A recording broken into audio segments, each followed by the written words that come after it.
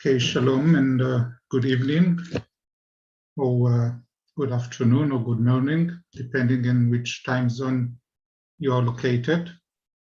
My name is Uzi Rehbun. I'm with the Hebrew University of Jerusalem, and together with Professor Robert Kennedy and Professor Carl Ehrlich, both from York University in Toronto, we are editing a book entitled Israel and the Diaspora, Jewish Connectivity in a Changing World. The book is heavily based on papers that were delivered at a conference held at the Israel and Golda Kushitsky Center for Jewish Studies at York University in 2018 on the occasion of Israel's 17th anniversary. The book is due shortly by Springer in the series Studies of Jews in Society of the Association for the Scientific Study of Jewry.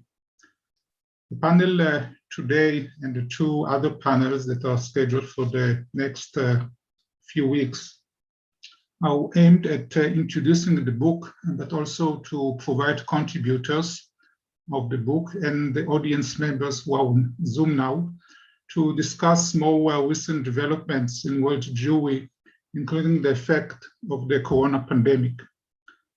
And the discussion today on Israel and the Jewish diaspora hosts four very distinguished, world-renowned scholars. Their papers constitute the first part of the book. Each presenter will introduce him or herself and then summarize their chapters for approximately 10 minutes. After all the presentations are completed, we should have approximately 1 hour for Q&A. I wish to indicate that the panel is being recorded and will be posted on the Kushitsky Center YouTube channel. Those of you who would like to submit questions, please use the Q&A function, and you can do it anytime at your convenience. I wish also to indicate that this and the other two panels are sponsored by the Israel and Golda Kushitsky Center for Jewish Studies at York University and partnered with Canada, and we are very grateful to them. So without further ado, I'll pass the screen now to Professor Sergio DellaPergola, please.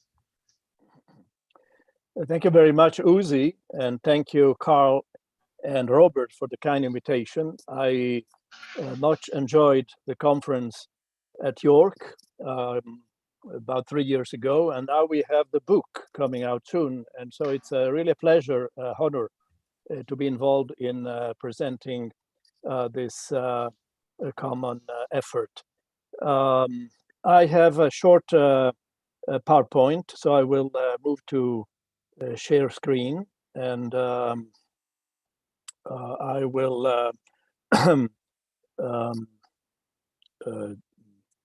find soon the I'm sorry, I can't okay, share screen. Hi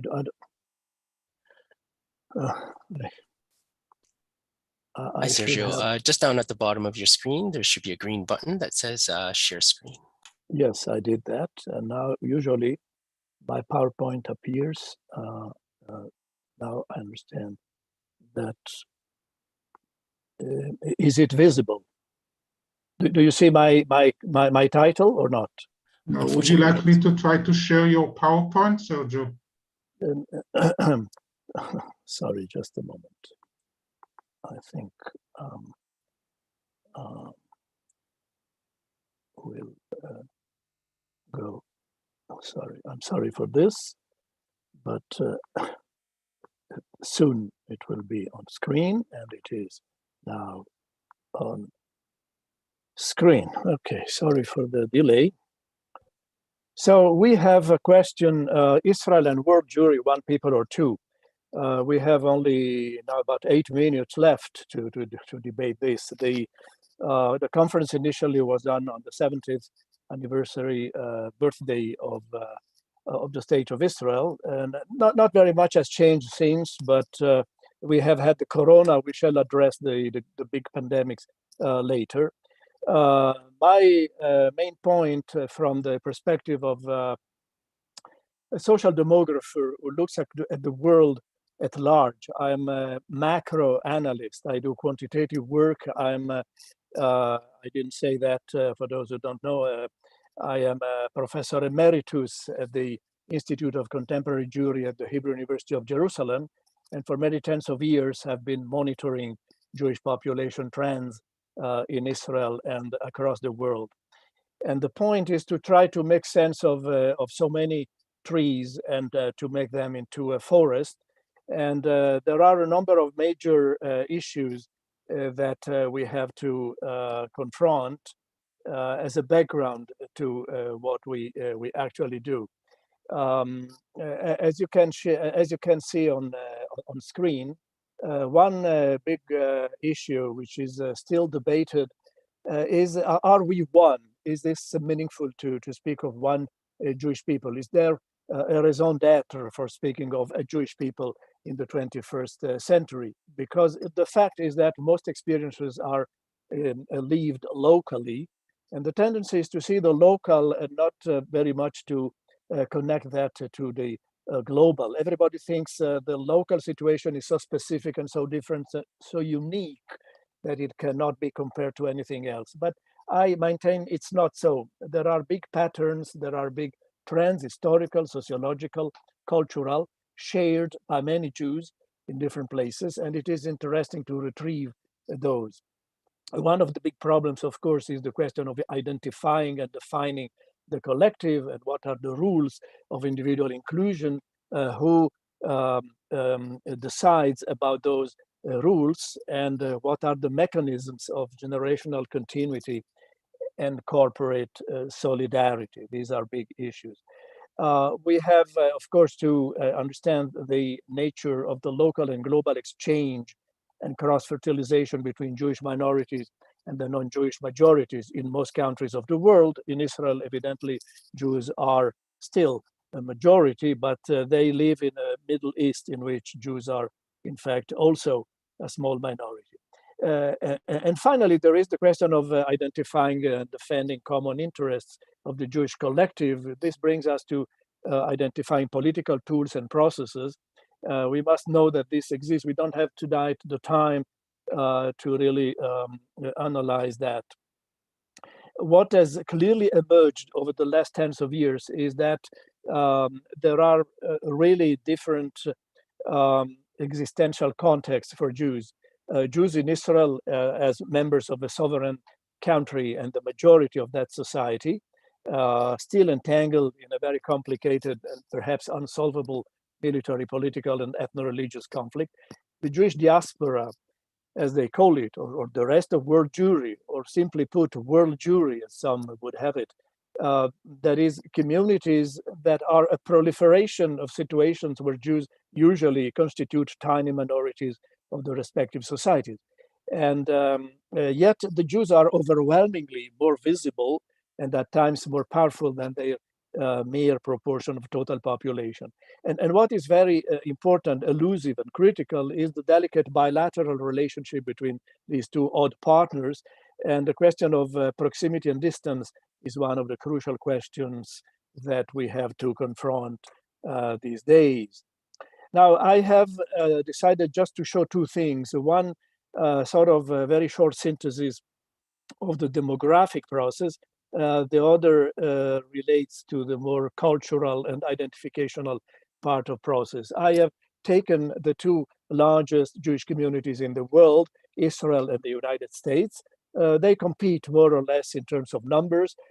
Depending on the definitions you choose, Israel has a larger Jewish population. If we go to a kind of nuclear or core, slightly more limited concept of who belongs and who is more peripheral to that concept, or the United States, which have a larger population if you define more loosely the families and the members of those families and their descendants. But clearly these are the two dominant components. More than 85% of world Jewry live in these two countries. And what we have at the end of a long chain of demographic junctures and processes is a totally different demographic situation. Israel has a young society with the relatively larger component composed by children below 15, and a relatively small component of elder persons aged 65 and plus. You see the classic pyramid or triangular shape of the Jewish population in Israel, which is a population that grows, develops, it has a natural increase, it grows by the biological factors of marrying, having children, and having a substantial rate of annual growth. The United States has a totally different configuration where the young basis is much narrow. In fact, it is even narrower than the more elderly segment of the 65 plus. The big bulk stand at the 45-64 age group. And so it's, in a sense, a reverse pyramid. This reflects low fertility, less and later propensity to marry. And what is very debatable, very debated, but quite crucial, and also connected to identificational processes, the significant proportion of marriages which include one Jewish and one non-Jewish partner, with the consequence that not all, or maybe a minority of the children of those families are raised Jews in any way whatsoever. Demographically, a population like the one portrayed on the left part grows automatically. A population like the one on the right part tends to be static or declining. Of course, the question of joining and leaving can be quite crucial in such a context, but this is the demography, and we have to face it. It creates two very different situations and very different policies if you think of who is the target of community interest. On the one hand, a younger population, on the other hand, a much older population.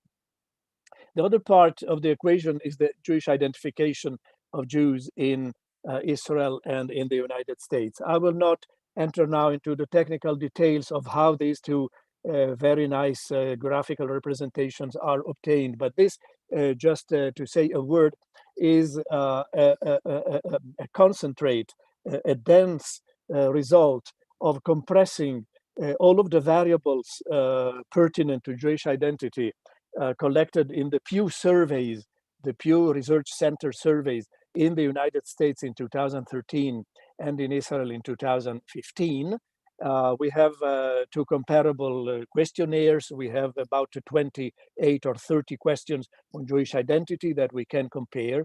And appropriately elaborating the data, we find the structure of Jewish identity in these two communities.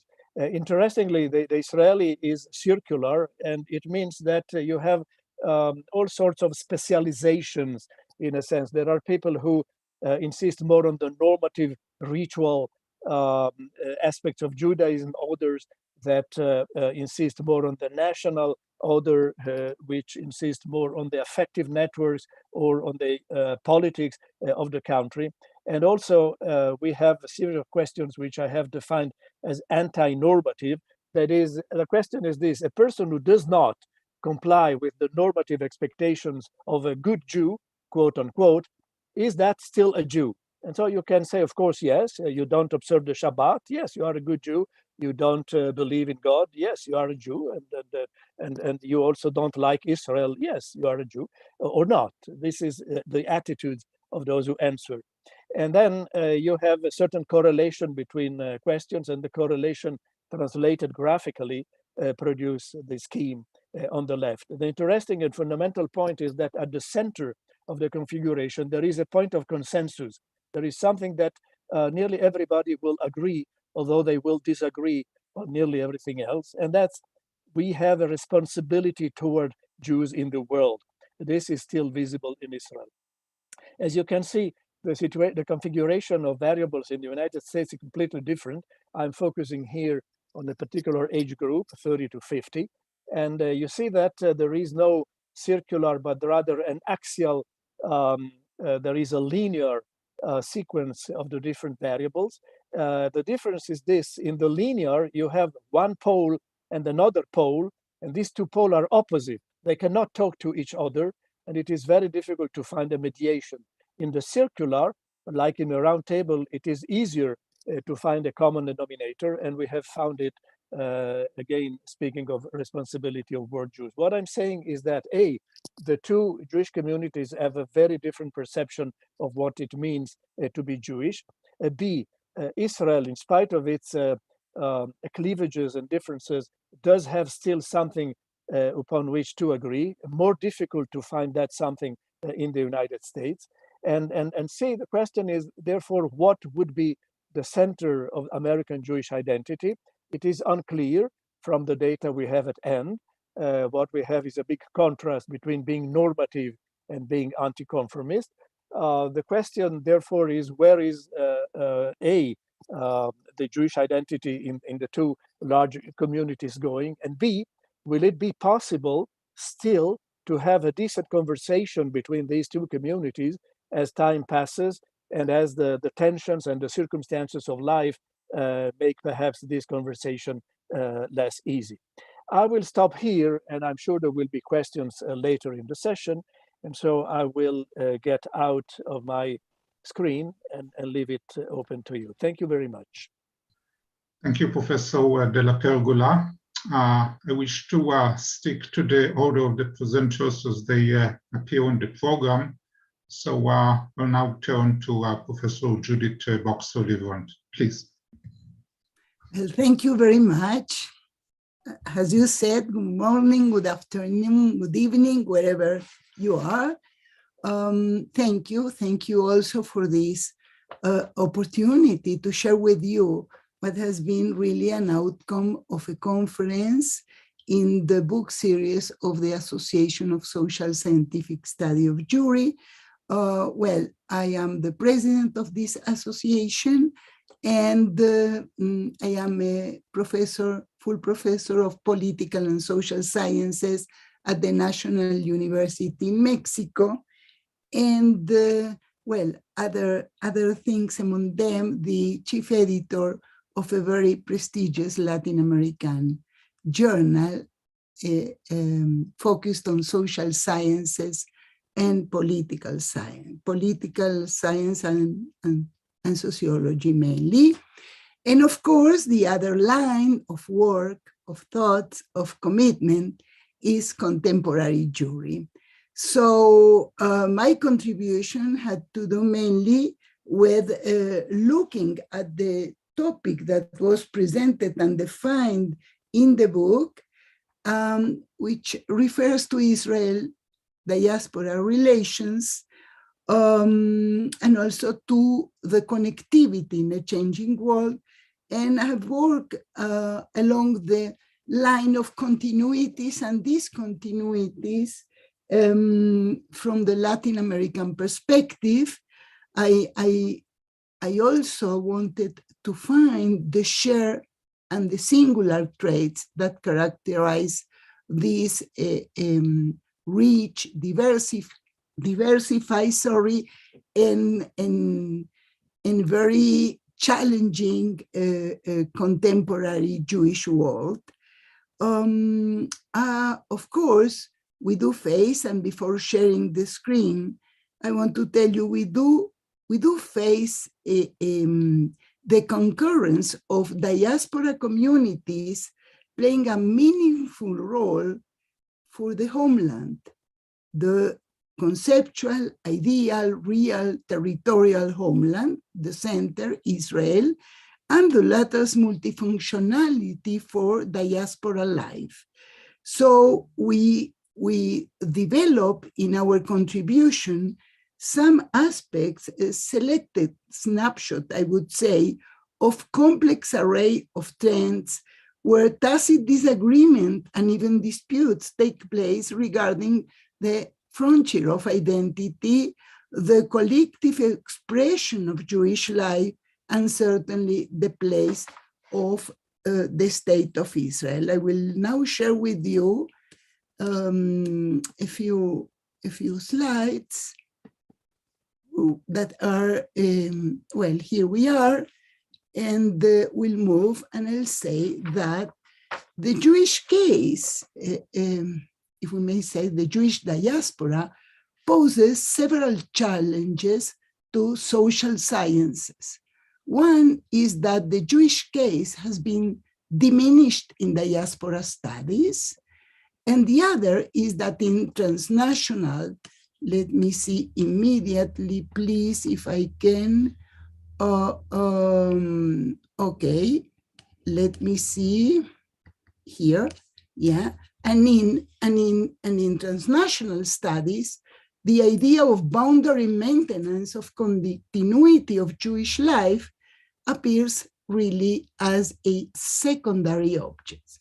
The problem is that the Jewish case is grounded on a collective dimension, on association, institutional underpinnings of a matrix that exhibits both shared and changing nature and the relationship among themselves of the Jewish communities. There is a relative and differing degree of formalization, but there is a strong collective experience that transcends the national borders.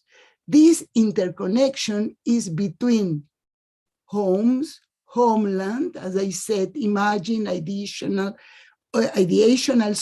and concrete, and disregarding the central aspect brings to a very difficult situation to account for the collective organization and interconnection of world Jewry. As was previously underlined, there are strong links with the sovereign state as part of a diversified, multidirectional exchange. It's about people, material and political resources, ideas, cultural alignment, of course, about memory. And in this wide, I would say, challenge of the prevailing treatment in the contemporary theories, Latin American Jewish community are distinctive collectives held together by an active solidarity and by relatively dense social relationship that interconnect them among them and with the state of Israel. Latin American, thus, has been treated in my contribution as a case study, which, despite its singularity in certain aspects, it exhibits a trend that may help better understand the meaning of an ethno-national diaspora, its transnational trajectory, its dynamics with the center, and those approach to bring together or bridge in between diaspora, transnational, and contemporary Jewry. Well, when the focus we consider, we challenge this in our presentation, when the focus on Jews is exclusively soaring inside the boundaries of the society or state, what we do have is losing this global existence of the Jewish diaspora. And when social processes are being reduced to state or national borders, then it's very difficult to analyze Jewish diaspora, and many times is only defined, several cases, as exceptional, rather than singularity of a shared war. Latin America, and this I have analyzed, expresses strong transnational dynamics. And it started from the perspective of diaspora Israel as a peripheric or dependent diasporic character that has modified itself over the time and also is connected with the other Jewish communities.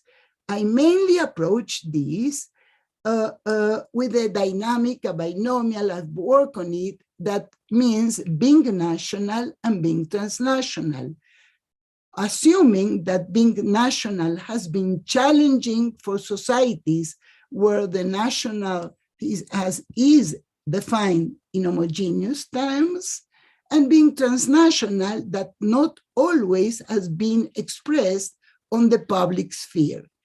Therefore, the extended and diversified, varied presence of association and institution build the density and the strength of the foundation of Klal Israel, mainly this transnational imagined and concrete existence of a centers in plural and the national Jewish diaspora.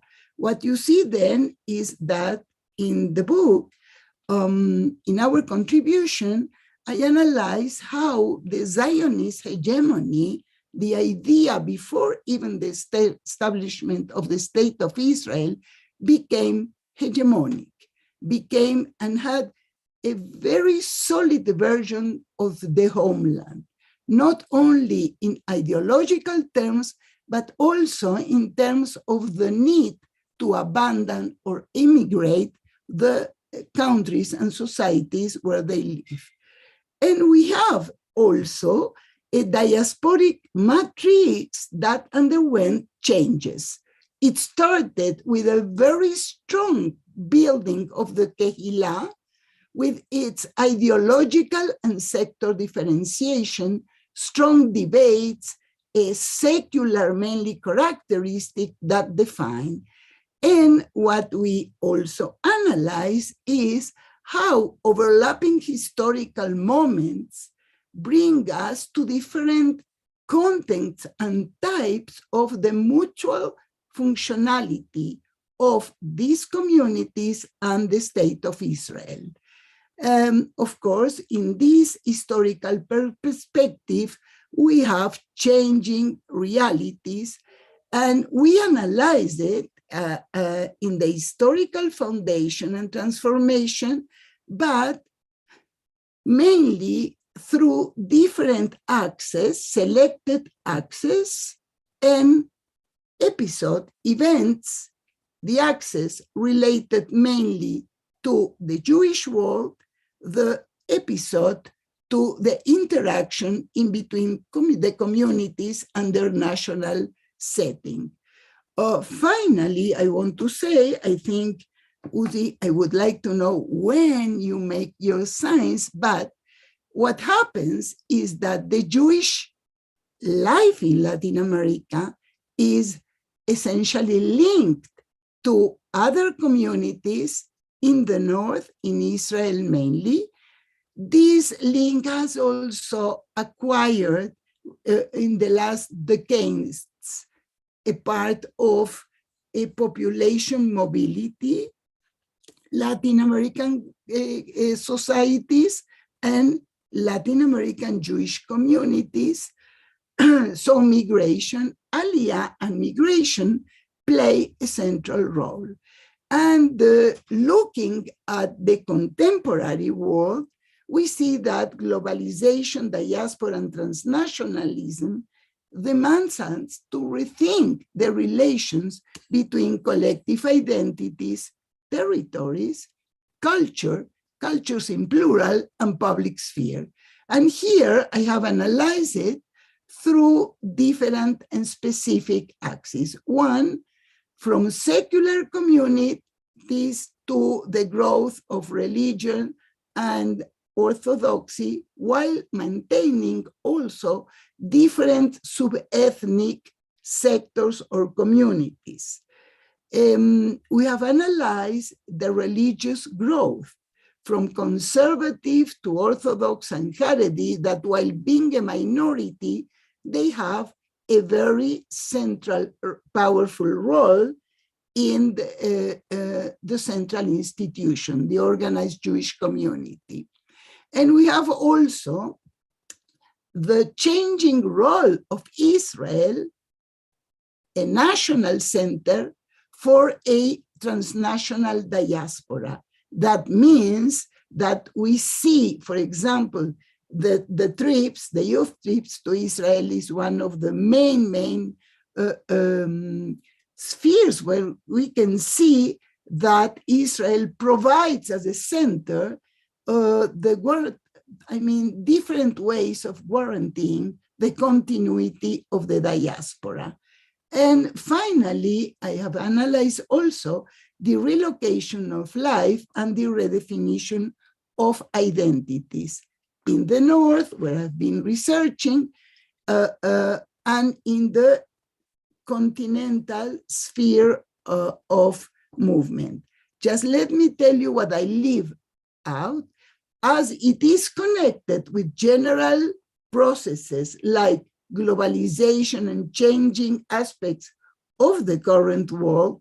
It also has specificity regarding shared processes in Jewish life, and analyzing the road to anti-Zionism, the critique of Israel and anti-Semitism has been one of the important aspects that I dealt with in the article. So I think I'll leave this here, and we'll have opportunity to later continue our conversation. Thank you very much. Thank you, Professor Bokser Liwerant. Thank you, Uzi. Professor Ariela Keysar is our next presenter. Although she will introduce herself, allow me to indicate that Ariela is the 2021 winner with Barry Kosmin of the Marshall Sklar Award of the Association for the Scientific Study of Jewry, and the ceremony will take place next month in Chicago. Ariela, please.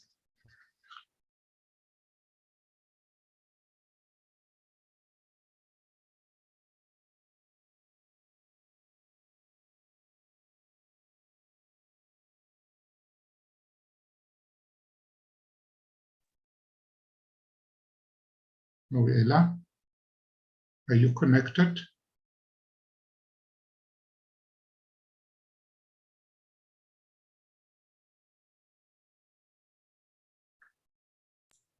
Ariela, you're muted.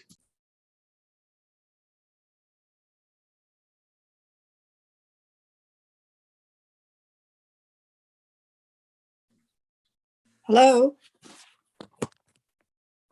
Great, now we see you and can hear you. Please go ahead, Ariela. תודה רבה. Thank you for the invitation. Sorry for these technical problems. I'm Ariela Keysar. I'm a demographer. And I want to share with you today findings from a longitudinal study of North American Jews' relations with Israel from adolescence to adulthood. And Uzi, if we can please look at the first slide. Thank you. So here you see, this is a study of American and Canadian Jews that were raised in conservative synagogues. We've been following them for more than 2 decades.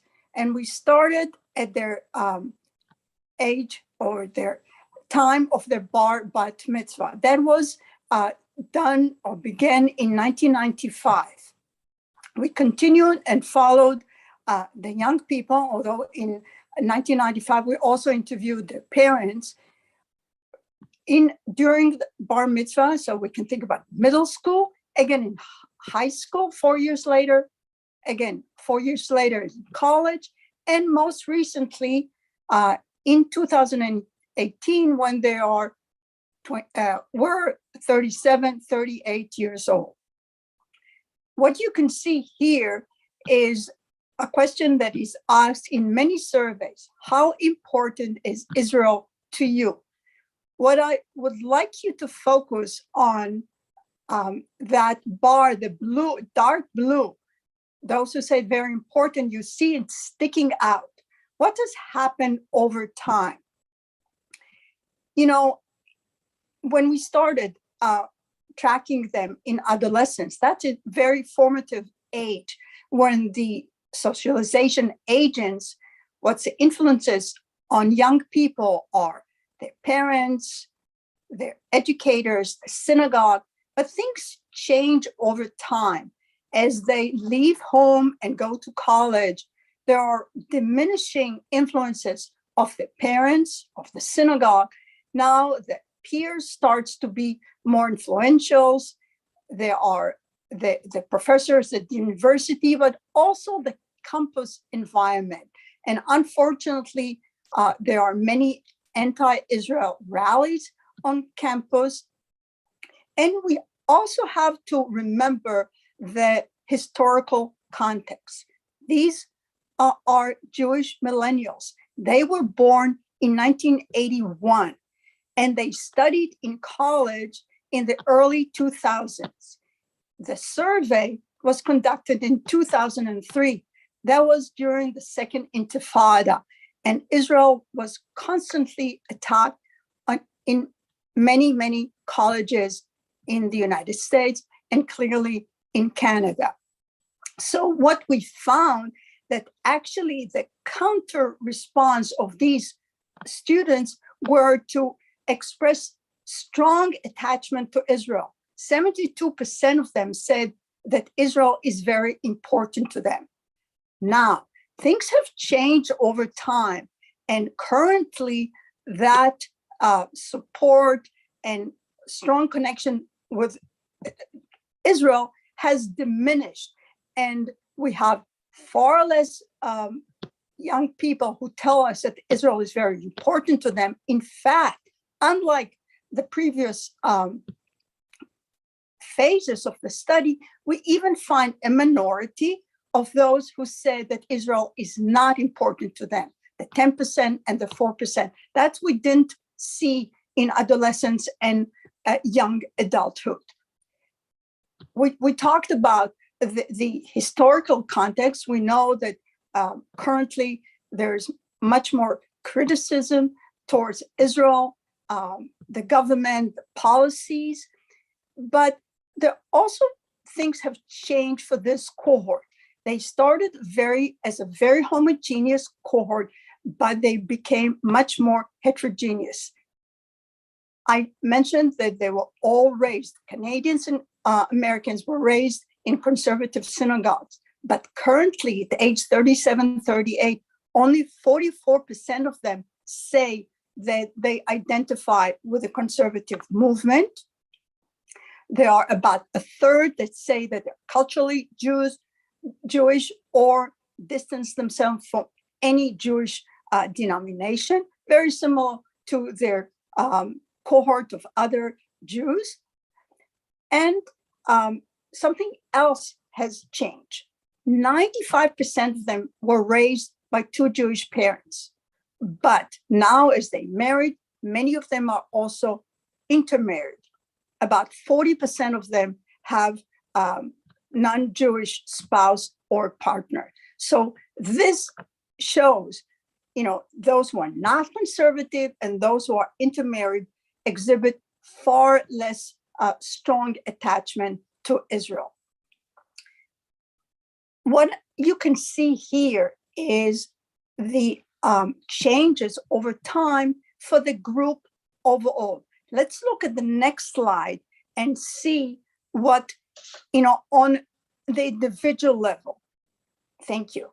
What I did here is for the first three phases of the study, 95, 1999, and 2003, I created dichotomous variable. Yes, if the student or the young person said that Israel is very important, and no, if Israel is somewhat important or not important. You can think of 2 by 2 by 2, 8 permutations, where the two extremes were those who have not changed their attachment to Israel. The yes, yes, yes, which are about 35% of this almost 1,000 students that participated in all three phases, the first three phases of the study, versus the no, no, no, those who have never kind of cultivated strong feelings towards Israel, the 18%. But let's look at the middle. Just as we found on the group level, on the individual level, we see an increase during college. Those who moved from no in high school to yes in during college, the 11% and the 9%, much more increase in the attachment to Israel than the decrease, those who moved from yes to no, the 4% and the 4%. And let's continue with this exercise. The next slide, please. Can we predict the likelihood of a strong attachment to Israel at the age 37, 38? So we clearly expect the yes, yes, yes, those who exhibited constantly strong attachment to Israel to continue with a strong attachment to Israel at the age 37, 38, much more than the no, no, no. Only 17% said that they're very, Israel is very important to them. So that's something that we expect. But look at those who already in college exhibited strong attachment to Israel. They continued at age 37 to 38 to have those strong feelings. Now, in college, as I said, the respondents had strong feelings, very positive feelings towards Israel.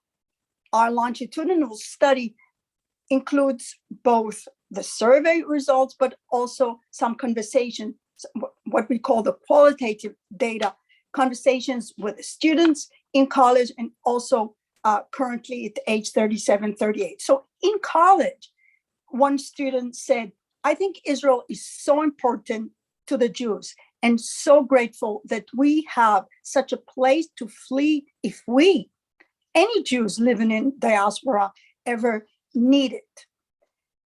Currently, the narratives have changed. One person that through all 4 phases of the study said that Israel is somewhat important to him, her, now saying, I have very mixed feelings about the state of Israel. And there's another narrative, the Israel conversations.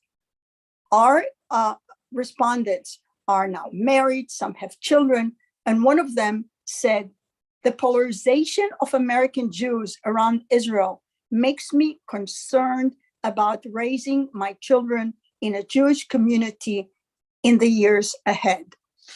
So we hope to continue and follow the attachment towards Israel among these Jewish millennials, Canadians, and American, hopefully in the next phase of the study. Thank you very much. Thank you very much, Ariela. And we now turn to Professor Leonard Sachs from Brandeis University. Len, please. Uzi, thank you. And shalom to all. Thank you all for joining us.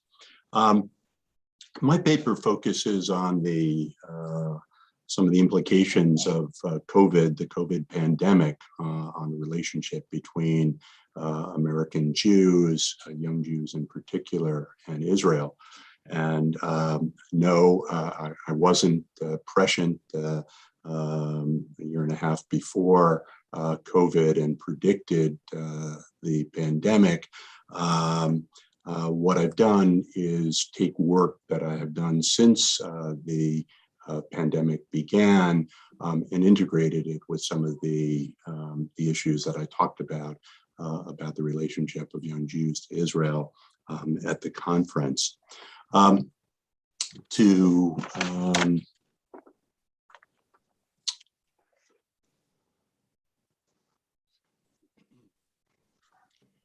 So I will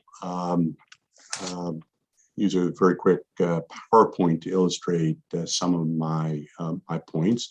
Some of what I have to talk about is essentially speculation about what will happen based on what we know from the past and what we know from the early stages of COVID.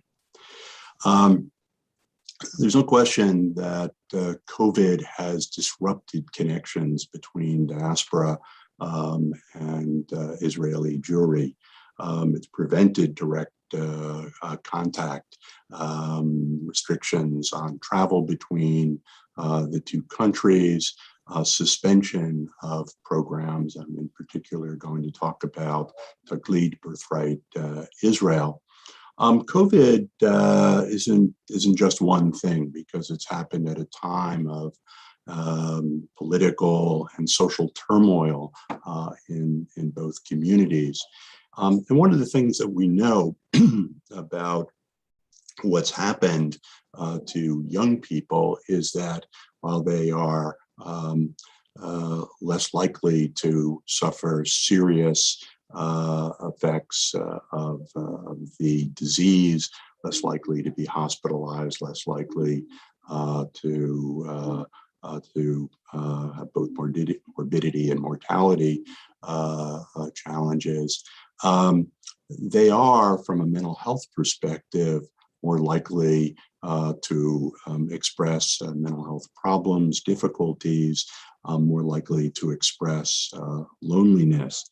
And it occurs again within a context, and the context is that there's a considerable range across the Jewish community in levels of attachment to Israel.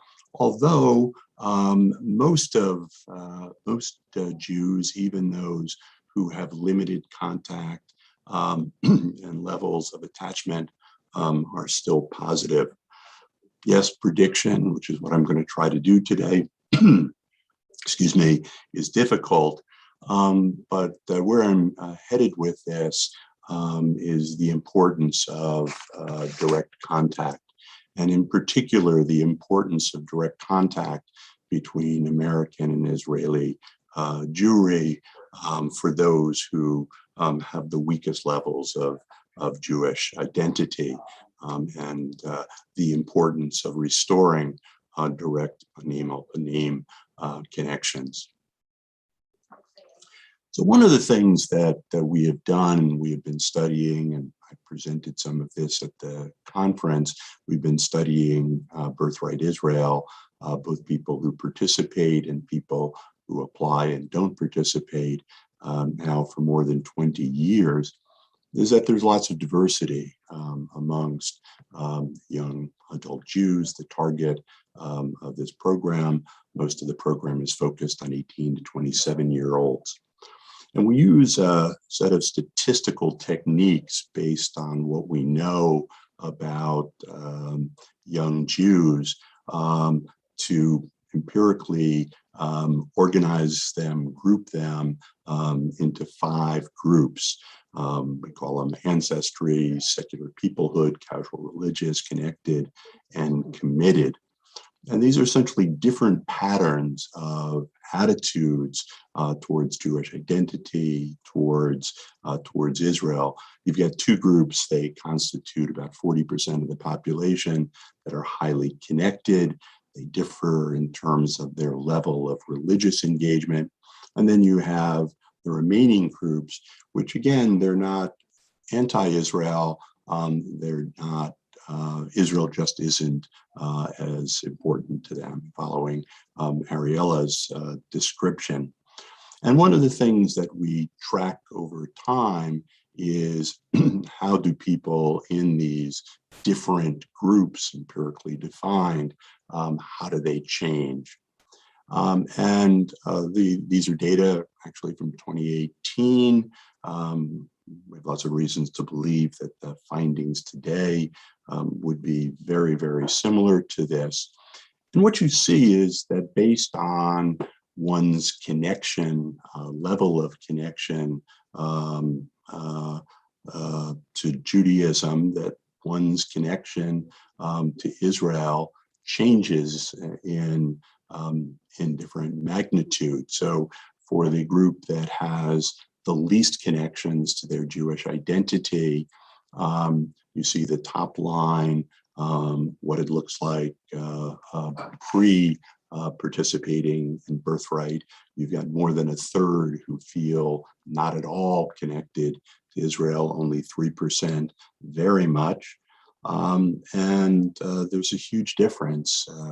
The post-trip data are 6 to to 12 months after they've participated in birthright. And you see for each of the groups, and for me, this is the interesting takeaway from it, each of the groups significantly changes, but the magnitude of the change is different and is particularly noticeable for those in the groups that are least connected to their Judaism, to Israel at the start of the program. And I want to just pull out some of the implications. It's some of it, even since the chapter was finalized 6-9 months ago, we have additional data that supports this. Young people are still reporting significant mental health challenges associated with COVID. It's clear that online learning, online connections don't work as effectively as being part of an actual group. And we have evidence from college campuses. We also have the beginning of evidence from the restart of Birthright Israel that is true. Judaism, my favorite quips is a contact sport. Judaism, being connected to other Jews, being connected to Israel, is both central culturally and religiously. It's also central to how we are going to go about, from the perspective of the data that we have available to us, restoring strong connections.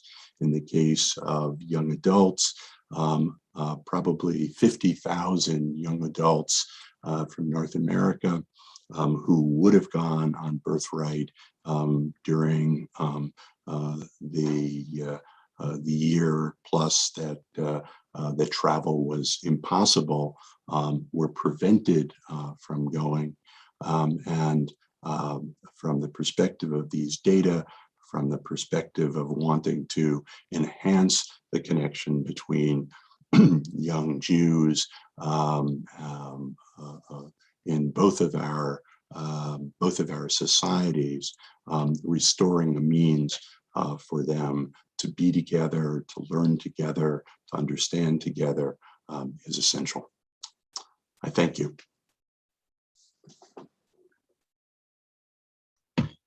Thank you, Professor Sachs, and thank you all presenters for your insightful talks and for respecting the time limit.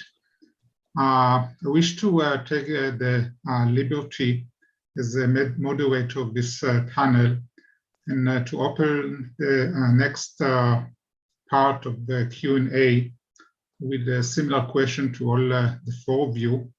And the question is, how the corona pandemic affected Jewish demography, Jewish identity, group solidarity on both the local and international level. And Len, since you already touched upon this issue, I thought perhaps you can first hear the other three presenters and then try to respond and add some more insights on your part. So I'm sorry, we'll take it presenters again in the same order as they appear on the program. Sergio, would you go first, please? Yes, well, it's perhaps not big wisdom to say that the corona was very bad for the Jews. Corona caused a lot of tragedies, and it caused a high number of victims everywhere, with different intensities, so in different countries. So first of all, from a medical point of view, it is interesting to note that the corona virus had very different effects on Jews in different parts of the world. There is not one Jewish syndrome. The Jews, fundamentally were affected according to the situation in the respective countries. So there were countries that were quite effective in combating the pandemics, such as Israel, other countries or parts of countries that were very bad at that. And still now, Israel is quite in a good situation, other countries are not. So there was not one Jewish syndrome, there were many.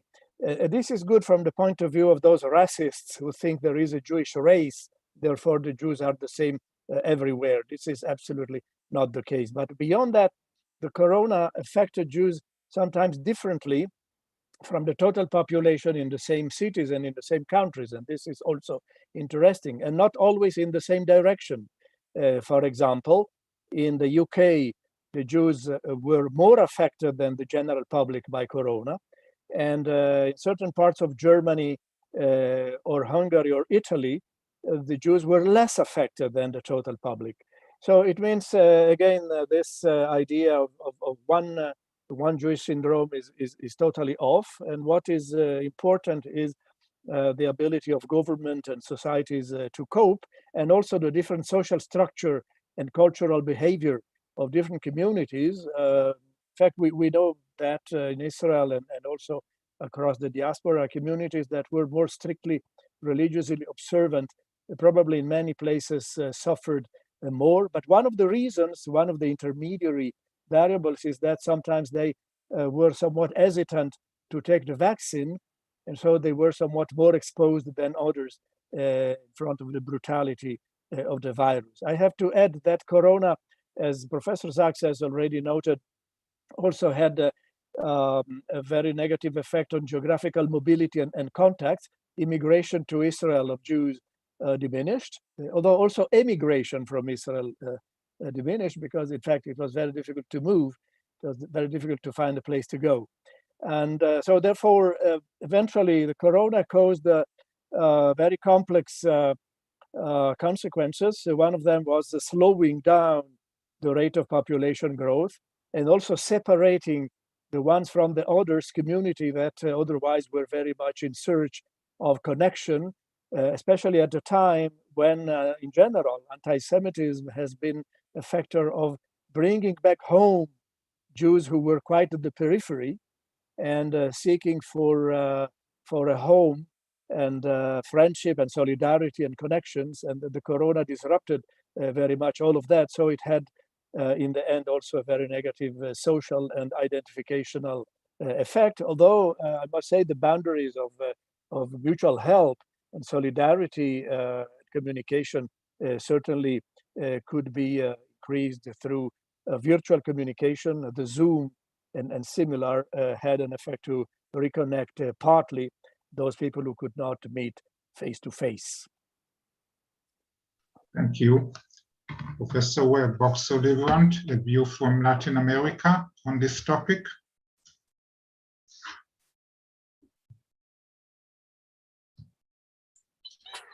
Judit, you are muted. Thank you very much. Sorry. So what I started to say is that even I will focus on some reflections on Latin America. The point is that there has been different impacts on different dimensions of the collective. First of all, I want to tell you that when we talk about the pandemic, instead of only talking about a sanitary crisis that had collateral effects, I see it more as a sort of constellation of multiple crises that overlap. Because the sanitary crises that we refer were immediately connected to national and international political crises. And if we look at the index of democracy, it has reinforced precisely to deal and cope with the pandemic, the centralization and concentration of power in many of the prevailing democracies that became illiberal democracies or populist ones. So this is over Latin America, but not only. As we know, this process, this regression of democracy took place in Europe too, and probably if we approach wider, also in the north of the continent. Then the economic crisis has carried increased social inequality, inequities, exclusion among societies and communities and inside them. For Latin America as a region, it has been, it started in a very critical moment where the gross domestic product had a recessive and regressive behavior. In the case of Jewish community, to see the different impact, if we look, for example, at Argentina and Mexico as two opposite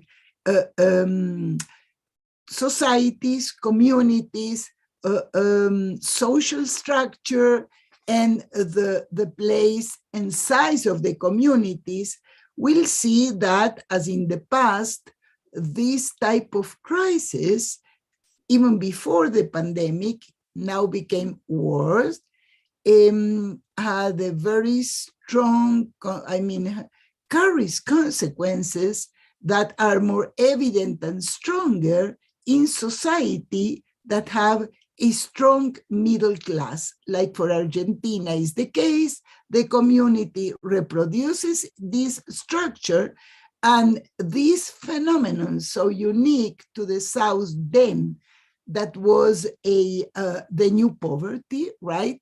That impacted the middle classes, is more evident in the case of Mexico, which you have a community inside a scenario of poverty and marginalization. The impact came later. But I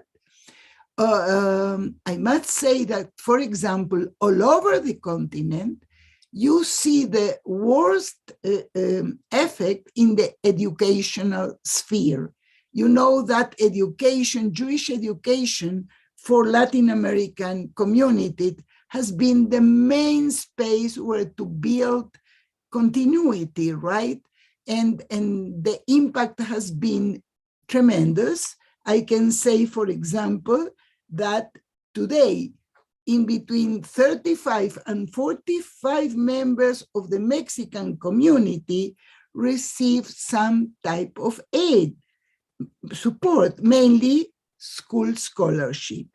With this, I want to go a step further and say that from the perspective of the relation in between diaspora and Israel, the Jewish Agency in Israel, together with the United Federations of North America and Keren Hayesod, decided to create a fund to offer, it was defined as loans for institution. In the petition, which is absolutely really very impacting, you have that the countries in Europe, in South Africa, in Latin America, ask for the, I would say, survival of the institutional organized life. So another point that I want to connect to finally in this first round of what Len Sachs just presented, and apropos in the contemporary Jewry issue that is focused on COVID, we find really very interesting already studies of its impact, right? So here on the what we may define as subjectivity, then the individual, the isolation, the rules of isolation, in which the profound message for us is that the other is a source of insecurity, of contagious, and this has very strong impact on the way people feel. You know, the other as is the community in our case, or the interaction in different social contexts, right, has been suffering.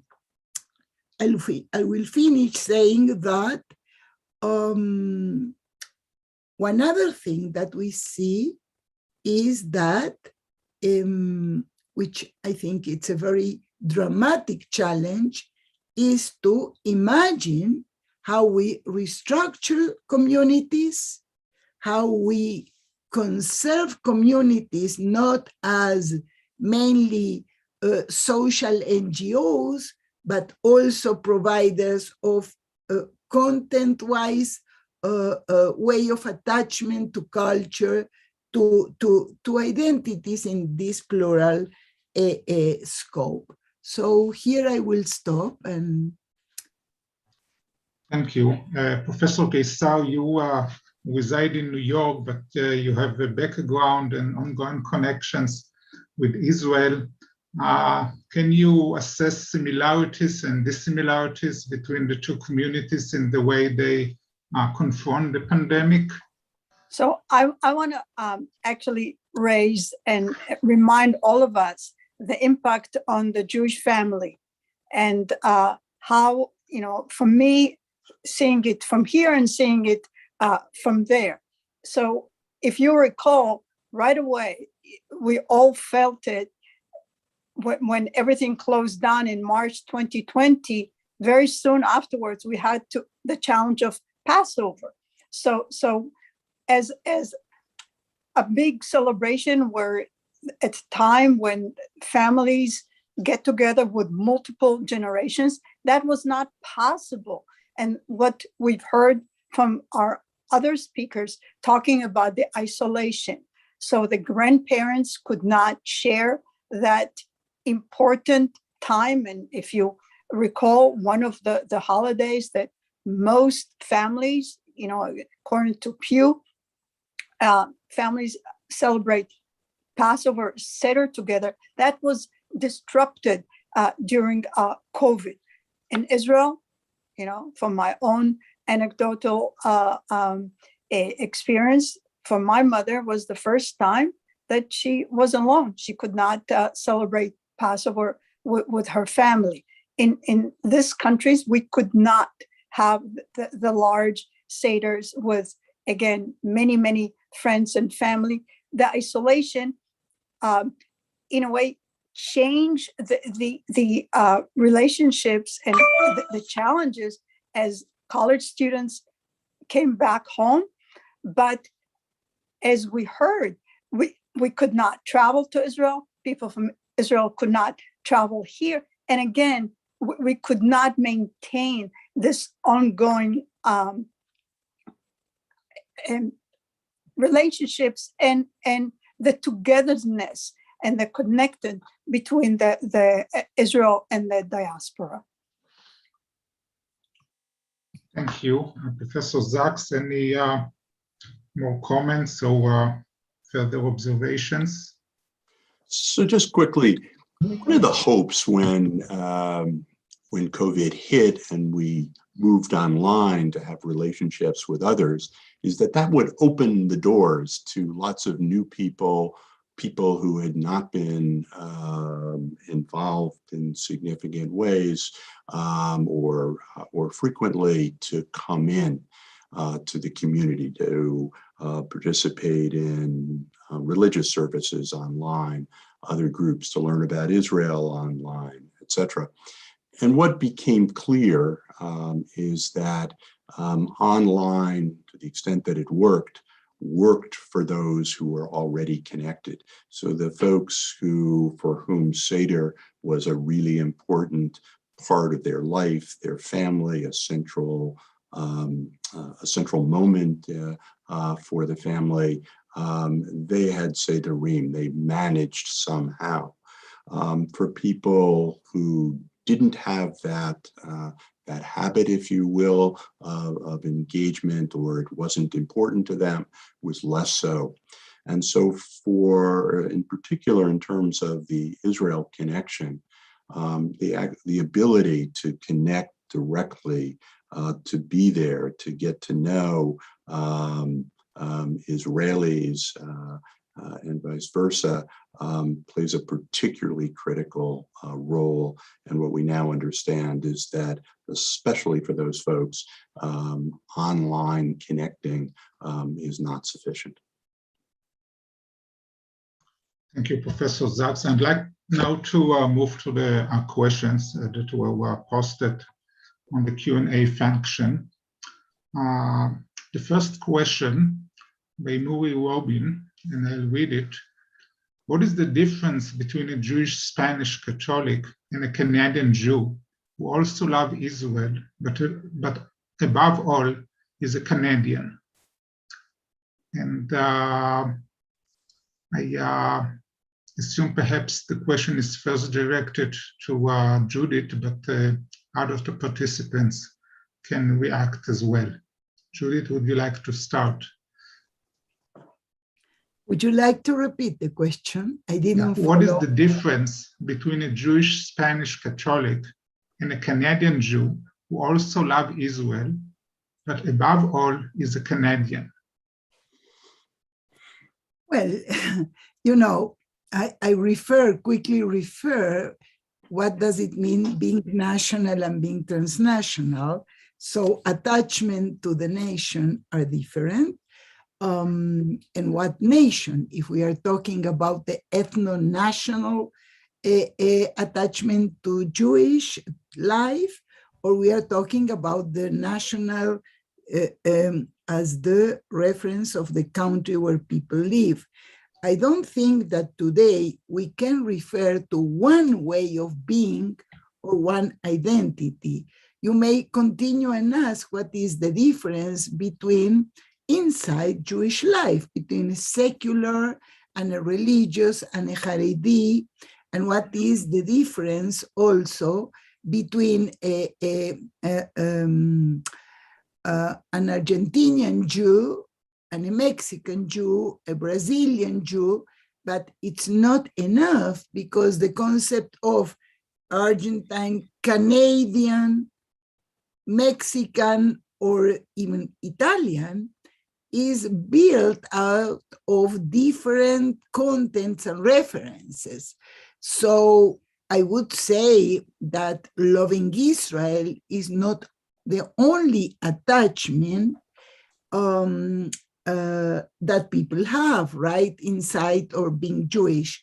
But let me also clarify and quickly that the concept of a Spanish Jew is a source of confusion, because we may listen to the categorization of Spanish, Hispanic, Latino, Latin. So these are different categories. So Spanish would mean, of course, I'm leaving out when it's also a synonym to, for example, a Sfaradi, right? So here I could answer you that the question is very difficult to answer. I only add elements to take into account to approach similitude and differences. Anyone else wish to? Yes, I would like to add a few words. I think the concept of monolithic identities is quite obsolete these days.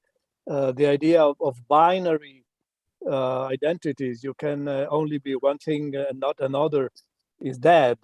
Can you open your camera, Sergio, please? Oh, yes.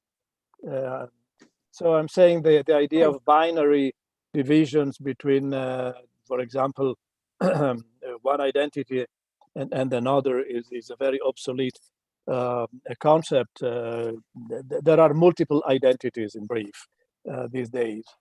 And so one can perfectly be a very good Canadian patriot and also strongly pro-Israel, or one can be weak on both accounts. In fact, there are ways of measuring national and in particular ethnic identities. We have, by the way, excellent data on the Jews in Europe. Unfortunately, we don't have the same good data about the US because the Pew Research Institute did not have the guts to ask the question, how much American do you feel? We have a question about how much Jewish you feel and how much you love Israel, but the question of how much American you feel was not asked. And so we cannot really see how much one can prevail upon the other. I can assure you, based on the European data, based on 12 countries in the European Union, where the Jews were investigated, that there is no contradiction at all between being a very strong and good citizen in your own country and also having a very high opinion of Israel. I can also say that the high opinion of Israel is much higher in Europe than in the US. In fact, in the US, it is much lower, about 1/2 of what it is in Europe. Not to mention that in Israel, of course, the opinion about Israel is even higher. So I think this is the key. There are multiple identities. The challenge to us, the research community in the future, will be to ask the right questions to have perhaps the right answers. Thank you, Ariela. Len? So if I can just follow up on Sergio's comment, we have asked that question of young adults, their views of America along with their views of Israel. And to second Sergio's comments, yes, many young American Jews are highly critical of America, but feel highly attached. Many young Jews are critical of the policies of the government of Israel, yet feel a strong connection. There's a difference. There is such a thing as critical patriotism, and it applies for young adults, young Jewish adults in America, both to America and also Israel. And for many of them, their critique comes out of a sense of Ahavat Yisrael, a sense of love of country and concern. Ariela, something that you would like to add on your part? From our longitudinal study, especially among the American students, they express both strong American patriotism and very strong support to Israel. So they, as we heard here, that can go, as we say, gam negam, both ways without contradicting these feelings. Well, sorry, Uzi, let me add, can we stay on the screen or you prefer that only when we speak? No, only when you speak. When you don't speak, you have to turn off, but to mute yourself, to turn off the video, the camera. So just let me add that here we are entering, of course, multiple identities, but also what is considered ethnic citizenship or civil citizenship. And for this, Latin America is really an important ground of analysis, not of the feeling of the Jew, but of the perception of the community if being Jew is less legitimate to be a Mexican, for example, citizen. It's not only Latin America, but here the transition and redefinition have been very, very important. Okay, now I close. Okay. No, I was told by the organizer in Toronto that now all presenters are invited to open their cameras and to unmute themselves. And I'll go now to the second question. I'm not sure to whom it is directed, perhaps to you, Judit, or to Ariela.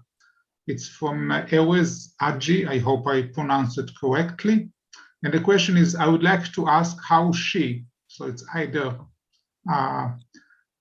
Judit or Ariela, diversifies anti-Zionism and anti-Israelism? Well, I think, okay, Judit, go first. no, if you want, you can go first, Ariela, and I'll devote some thought on it, of course. Please, you can go. It's very hard to go and make this distinction, and very often we asked, and for the students themselves, and we're focusing on the phase when they were in college and when they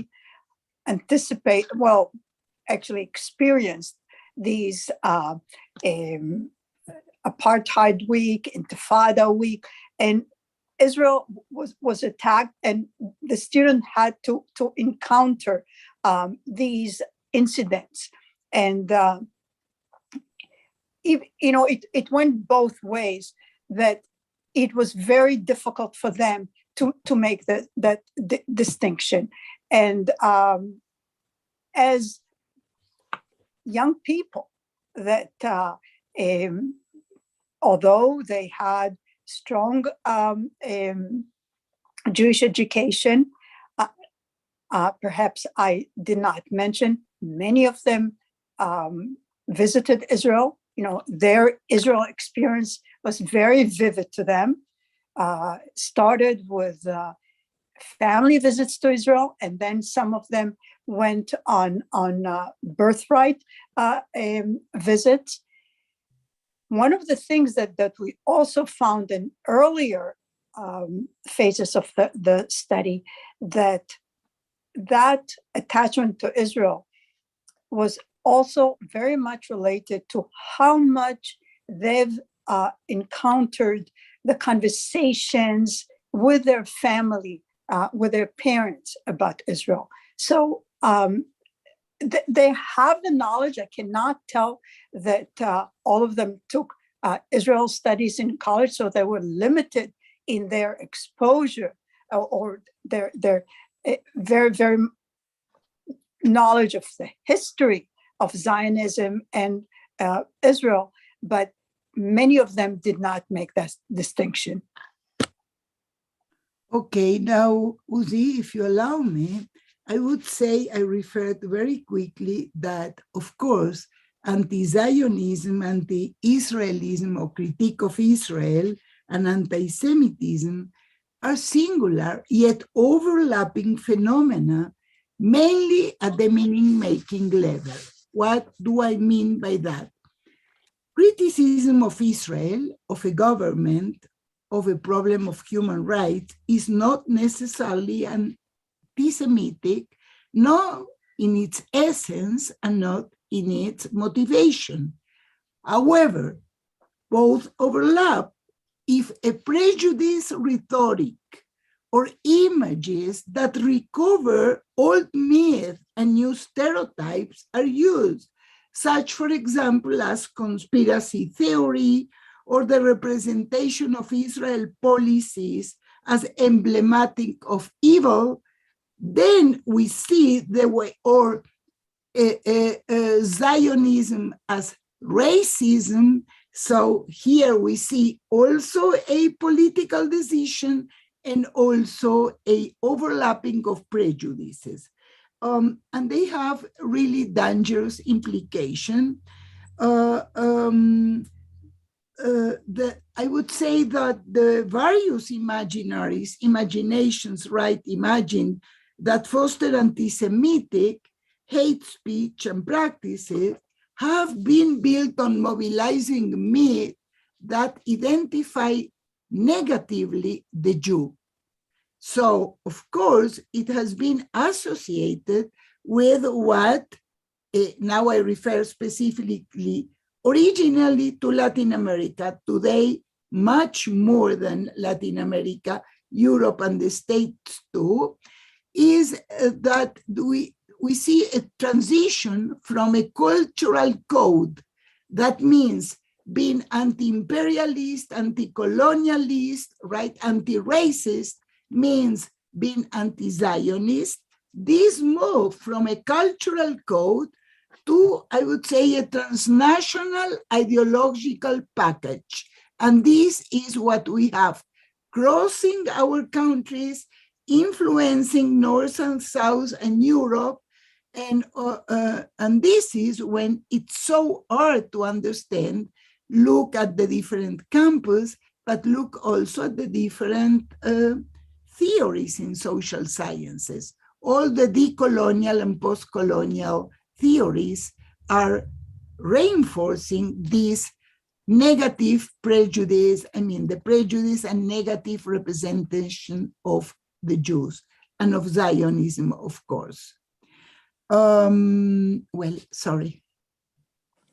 I would like to give an answer methodologically slightly different. I am involved in the empirical social sciences. And I can give you the following example. It is not he or she who asked the question, nor he or she who answered the question who will decide whether a certain act is anti-Israeli or anti-Zionist or anti-Jewish or anti-Semitic. It is the people who will decide. And here is the example. We did a big study of Jews in 12 European countries, as I already mentioned.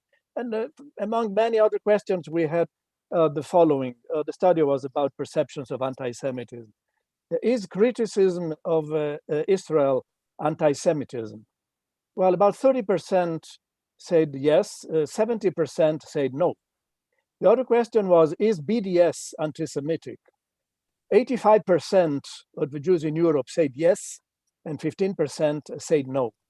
Now, if 85% of the people concerned think this is anti-Semitic, then it must be. If a canard, if something moves like a canard, makes voices of a canard, and looks like a canard, it must be a canard. And the same with anti-Semitism. But who decides is the people who are the object of that attack and injustice, and not groups of intellectuals or any personal and individual citizen who will make that choice. I think this is to be kept in mind, because discourse about anti-Zionism and anti-Israelism and anti-Semitism has gone very far. And there is a very big confusion about definitions and about who has the right of the prerogative to define the definition. The answer is the people. I'd like to remind us all that our third panel in February will discuss in length anti-Semitism and anti-Zionism. Now we have a few more questions in less than 30 minutes. So if you don't mind, I'd like to go to the third question by Elliot Phillipson. And the question is, what do the studies of younger Israelis show regarding their views of diaspora Jewry? I don't know if anyone has data or some observations on this topic. Well, I can say, Professor Zaks has the answer, but let me just say very shortly, yes, we have the data.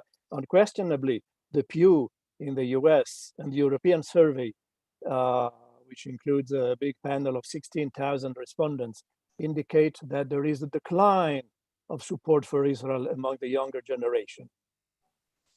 The question, but what Israelis think about diaspora Jewry? The Israelis, there is some decline as well, but in a sense, paradoxically, I will conclude with this: the centrality of the diaspora in the Israeli minds is higher than the centrality of Israel in the American mind. This is a surprising finding, but we have empirical proof of that. So the data that I was going to cite is about the young Israelis. They're mostly Chayalim, they're mostly doing their army service when they participate in birthright. So of the 750,000 who have participated in Birthright Israel, about 10% of them are Israelis who join trips as equals of the diaspora participants. And one of the things that surprised me initially was the degree to which they reported changes in their level of connection to diaspora Jewry, to diaspora Jews, that for Israelis, the most common thing that would be said is, I came into this as an Israeli, seeing myself connected to other Israelis, and I'm leaving feeling connected to Klal Yisrael, feeling part of something bigger than myself. And it's essentially the North American participants from other countries use slightly different words, but it's the same idea. They start not negatively, but they don't start with overwhelmingly positive, tight connections. And again, it's the experience of getting to know other people that leads them to this insight that they're, again, part of something that's larger than themselves. Uzi, may I? Yes, please. Yes. Oh, sorry, Ariela. That's Well, okay. no, I want to refer to Professor DellaPergola's intervention. And of course, people will define the way they feel.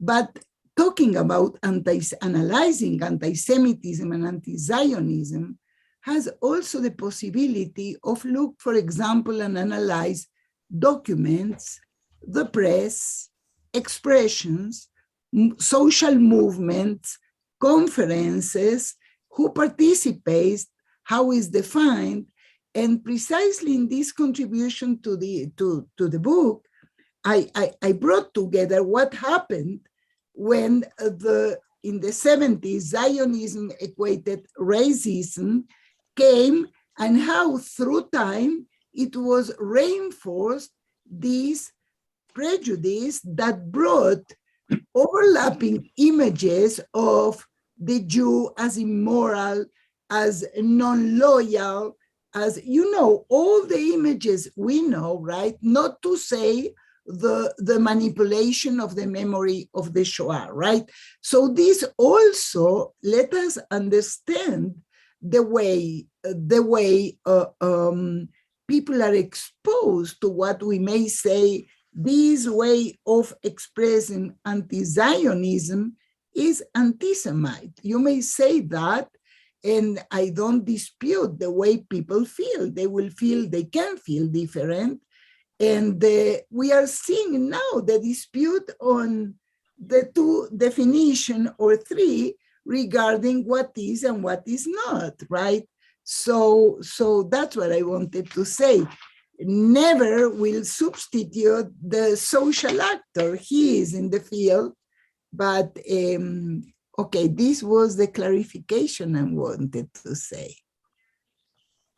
The next question comes from Let me just, Yeah. Uzi, if I may briefly, just remind us, not only social media, how Israelis are and North Americans are connected via social media, but also the news in Israel constantly bring in whatever is happening in the diaspora, clearly North America, to viewers in Israel. Very often they are aware of what's happening here, and I'm speaking from North America, even before we are aware of certain events and breaking news, if you may. Okay, so indeed, the next question by Pamela Lillo is also concerned with media. Is it the work of each generation to make our traditions relevant? As Indian media and social media reveal Israeli violence that was previously hidden, could Palestinian solidarity work be a key part of contemporary Jewish identities? Does this threaten outdated adherence to a loyal Jewish Israeli nationalism? Is asking these questions breaching a taboo of uncritical, unquestioning support of the Israeli state and its policies? Who wants to go first? I go first. I don't think the question is so bad. No breaching of taboo. There are no taboos. Everything can be discussed. Everything can be questioned. The question are the instruments, the data, the theoretical framework. I think Miss Pamela is very outdated. She doesn't know that in Israel there is an Arab party now in the government, and this is a very big step forward in creating a common interest in which Jewish identity and Israeli identity in the state of Israel and political identity also incorporates an Arab party, by the way, a religious Islamic Arab party, as an integral part of the national consensus. And so it is a long conflict and it is difficult to solve it, but there are steps that can be done, but on one premise. And the premise is that everyone should accept the other. If someone does not accept the other as a matter of principle, and many Israelis have felt that they were not really accepted in the Middle East, then discourse becomes very complicated. But at the moment when there is acceptance, then there is a bond which brings together different people. And so Palestinians and Jews can work together and build solidarity, which is also part of contemporary Jewish identity, by the words of the person who asks. Anyone else? If I may say something that very often what you hear here, and I'm kind of referring to my New York, New Jersey area, very often you hear the hesitance and among leaders, among educators to say they don't want to address the Israel issue, what I referred to in my speech before about the Israel conversation, the fear with, inside families, in a class or in a synagogue. And I think that not even engaging with the situation on what's happening in Israel, I think that is more dangerous than the discussion and the open discussion. Yes. Yes, please, Judit. Yes. Well, I mean, the question, of course, refers to a reality of many youngsters, many Jews that consider that Israel is part of a Western domination, that this domination has a legacy of colonialist ambition. There is an anachronic reading of Zionism in the 19th century as it was part of a Jewish empire, not the Ottoman, not the Tsarist, not the other empires, but this one. And we have to deal with it, but also in many communities, the leadership, is not prepared to deal with it. It's even more than willing or not willing. And I would say something probably that sounds a little bit contradictory with our perception that anti-Semitism has many non-rational expressions, right? But I think that we have to work more intensively, we in the social sciences, to discuss and debate this conception of Israel and the conception of Zionism. And this for our youngsters, when they arrive to the university, is a context, a very problematic context. So if I want to agree with my colleagues here, I don't think there is a taboo.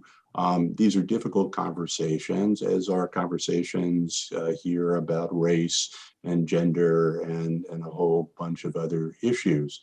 As I noted before, there's substantial evidence that many young Jews are critical patriots, both of this country, America, as well as Israel. And What I see is a lack of knowledge making people unwilling to engage in a conversation rather than a taboo. They simply don't know enough, and they don't understand the nuance of the debate, the very vigorous debate that goes on in Israel and goes on in many circles here. Okay, just before we move to the last two questions, allow me to read a quick note from Richard Weschenthaler. This is a great discussion. I have no question, just gratitude towards everyone involved in this forum. The question from Medina Benker-Kaup: for what main reasons was COVID-19 good and bad for Jewish families and communities? Is there any evidence of increased agency in Jews, individuals, families who had to do it themselves? Or was it all negative? What good news stories emerged from the pandemic, if at all? Len, would you like to go first? Yeah, I mean, it's very hard to say, Adina, that there's anything good about COVID. 750,000 people in the United States have died, and the figures around the world are horrific and understate that degree. Indeed, in many communities, you saw people come up with engage in extraordinary efforts, both to protect their communities, the role of American Jews, in particular in the healthcare system, in the public policy system, has been absolutely extraordinary. Dr. Walensky, the head of our Center for Disease Control, I had the privilege of being at a dinner with her several weeks ago. She is an extraordinary human being. She's an extraordinary Jew, governed by not only her medical knowledge, but her Jewish values. So yes, there have been some things.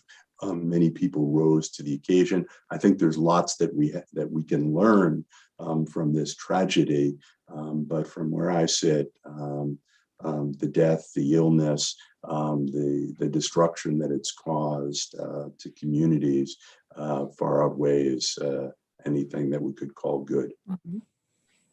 I will very much agree with Len, and I will only add 2 points. One has already been made, that in the absence of face-to-face communication, the networks help to sometimes bring together around a screen more people than we would usually see in a conference room. And so paradoxically, distance was diminished in the circumstances of communication. And so this, in a sense, reinforced community ties, although, again, as Lana said appropriately, the big tragedy is those who left us. In Israel, there is another point of interest, in a sense, connected with my previous comment, and that's the functioning of the Israeli health system. Israeli health system functioned very well under terrible stress. And one great discovery that many Israelis made was the overwhelming proportion of Arabs in the Israeli health system at all levels, from the director of the department to the standard doctor and to the sanitary help and down to the cleaning person. And in fact, this was something many people were not aware of. And so paradoxically, the pandemics brought together people who would not have connected otherwise, and created a much improved image. And in a sense, at least for a while, greater solidarity of Israeli society with the Arab minority. And I think it's not probably totally unconnected with the fact that at the end, as I mentioned, we had a coalition government which just approved the state budget, and therefore has now a couple of years of stability ahead. And in this, for the first time, an Arab party became an important and integral part of the coalition, which would have been less practical, perhaps, unless the COVID. And you wanted to add something to Mary Rubin's comment?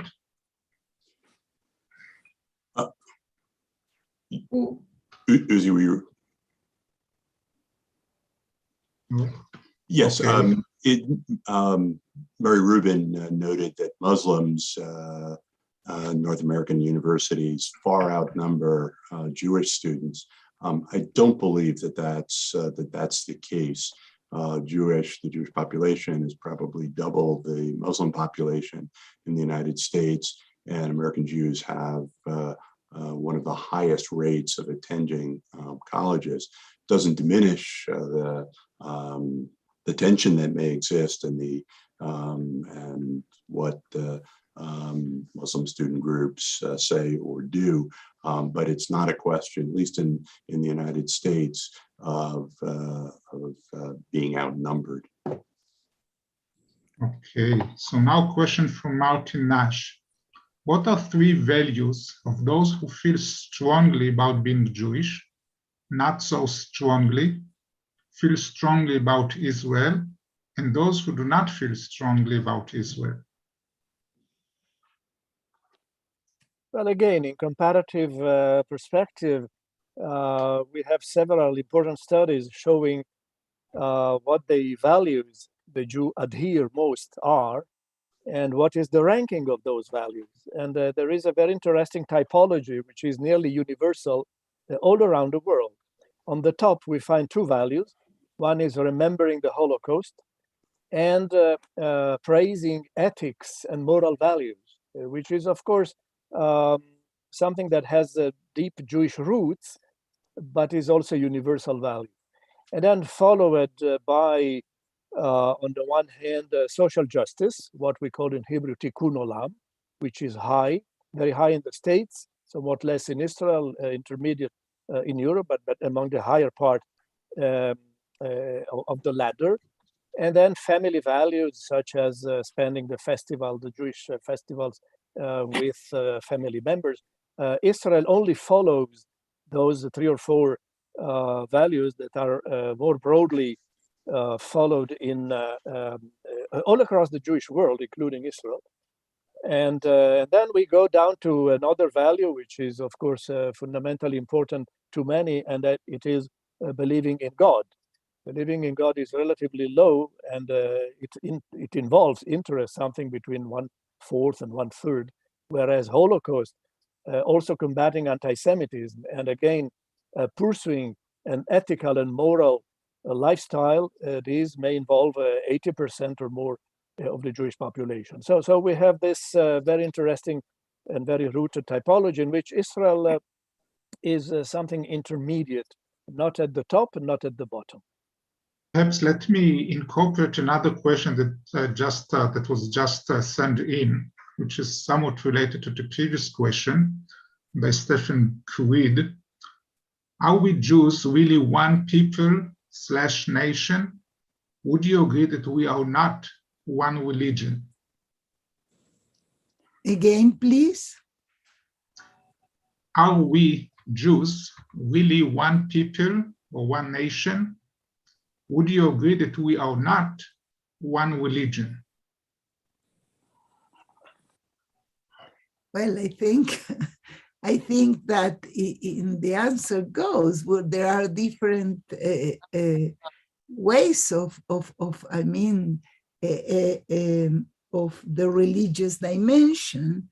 If you took, it's very interesting, if you took Latin America, you see how secular communities became religious through the conservative movement that came from the north to the south. It lost the idea of a congregation. It assumed the idea of community. Then we have the second wave, that is orthodoxy, that came back with a very powerful strategy also of conquering the communities. What yesterday was the Zionist a mandate now became the religious one, etc., etc. Now the point is the mutual recognition, right? And here, of course, what's happening now in the state of Israel regarding the conservative and the reform movement has to do also with Israel-Diaspora relations. Yes. Okay, thank you. And the last question really came on time because we usually end our research with some implications for planning and for policy. So the question by Jeanette Zeliger: how can Jewish organizations help young people become educated so they can support Israel? How can grandparents help to instill Jewish values? Anyone wants to comment on this? Again, so different ways, so different ways to approach this understanding, right? We do have multiple ways of feeling and being and belonging to the Jewish civilization, I would say, right? That, of course, has the religious moment in its core, right? I like the idea of approaching Judaism as a civilization, closer probably to the idea or the way so different, not only religious but people, but sociologists. I think now of the Israeli sociologist Eisenstadt, right? And his very, very profound reflection on Judaism as a civilization, right? Len, you, Ariela? I'm sure that I'll get the support of Len for that. The Israel experience, the trips to Israel, one of the most important kind of influence on increasing attachments to Israel. What we found with our Jewish millennials, the trips, early ones with a family, trips to Israel, really elevated their attachment to Israel. And then when we talk about something that grandparents, very, very often here, grandparents take the whole family on family trips, and that's their contribution to their creating very strong attachments. But there's something that starts from the home, and that's, we documented it earlier phases of our study, conversation, talking about Israel, talking about the Middle East, that really empower and instill in the young people and other values that we haven't perhaps mentioned, the issue of Jewish peoplehood. One of the questions that we keep on asking in our surveys about people's motivations and how much do they care and how much would they feel responsible to help Jews in need in other parts of the world. And so emphasizes then this kind of issue of the ezat achim, helping each other, is very, very critical.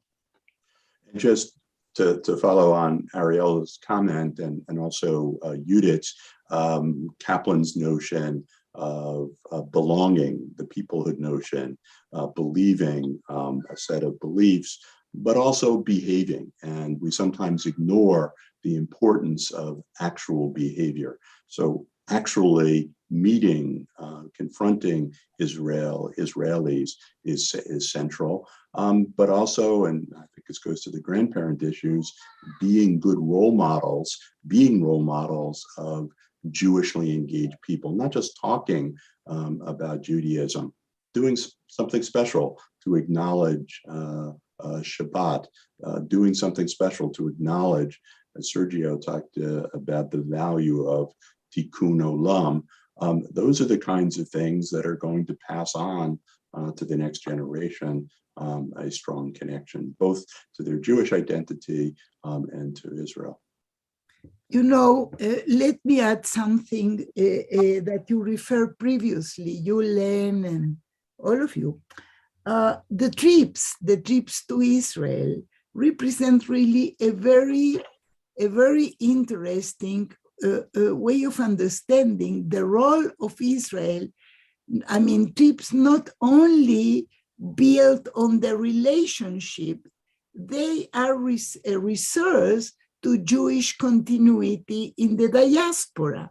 This is one, you know, I remember now Shaul Kellner's, right, the trips that bind. He there analyzes very interesting the way we have a national center that reinforces a transnational diaspora and is very important. In your studies about Argentina and Brazil, right, Len? I've been using them comparatively to Mexico, and we find a very, very interesting way. I forgot at least one point that only comes in a consented way with what has been presented, which is the role of education, of Jewish education. I mean, formal, informal, no doubt being Jew requires an effort of elaborating of what belonging and consciousness mean, right? Especially when you are out of a very, I would say, Haredi milieu, where questions in this sense have another way of channeling it, right? Okay, we are 2 minutes before the hour. Before we end, I wish to note a very unique contribution to the book, and this is an epilogue written by Harriet Hartman, which provides a very nice integrative summary of all the chapters. I would like to thank all the 4 presenters for sharing with us your views on Israel-Diaspora relations. My thanks also go to more than 100 participants who joined us on Zoom. I think that we are all very appreciative for the people from York University for taking such a wonderful care of all the technical aspect of this gathering, of this session. And I wish to remind us all that our next meeting, the next panel, will take place on December the 6th at 12 p.m. Eastern Standard Time. So thank you all, and shalom. תודה רבה, שלום, שלום. שלום, שלום. שלום, תודה. שלום, אריאלה, תודה.